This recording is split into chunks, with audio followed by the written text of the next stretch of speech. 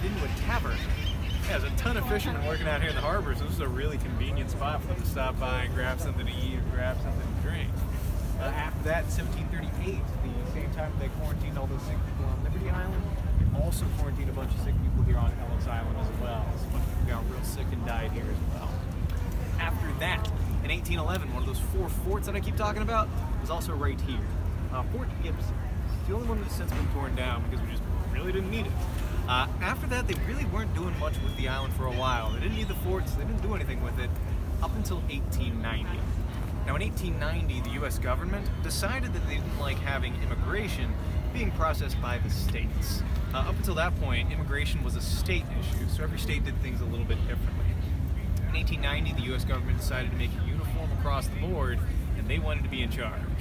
Now, up until that point, we had processed all of our immigration at Castle Clinton, which is where we store today. But New Yorkers are very stubborn people. So they said, all right, you want to be in charge of immigration? That's fine, but you can't have Castle Clinton. So they had to build Ellis Island 1.0 right here. Now, I call it Ellis Island 1.0 because technically, these are not the original buildings. Technically, originally, it was only one building, and it was made entirely out of wood. Yeah, it lasted about 5 years, and the whole thing burned down.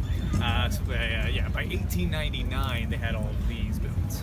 Now, between 1890 and 1924, over 12 million people immigrated to the United States through Ellis Island.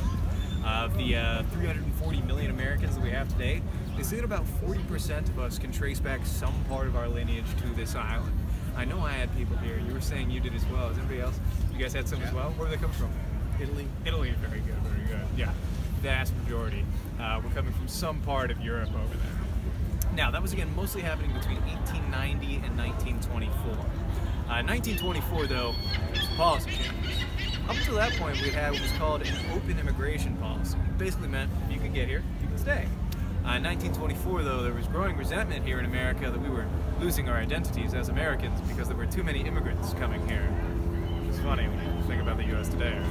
Yeah. So we then went from having an open immigration policy to then enacting a quota system. It meant only so many people from so many countries could immigrate here each year. So what that meant was that this island was not going to be nearly as busy anymore. So instead of just the center for immigration, it also then became the center for deportation. Yeah, if you're going to get kicked out of the country, they would send you to Ellis Island. Now, the island also functioned as a POW camp in World War II. They kept some prisoners here on the island. Now, the last person that was deported through Ellis Island was in 1953. And in 1954, there were some more policy changes that made so immigration would no longer be processed in your destination country. After you've already made this long, arduous journey to get there, it would now be processed in your country of origin. Which just makes way more sense. So they didn't need Ellis Island. They didn't need Ellis Island at all anymore, so they just completely abandoned the island and just left it to rot. Up until the 80s. In the 80s, there was this big movement to fix up the Statue of Liberty and to fix up Ellis Island. They created the Save Ellis Island Foundation, raised a whole bunch of money.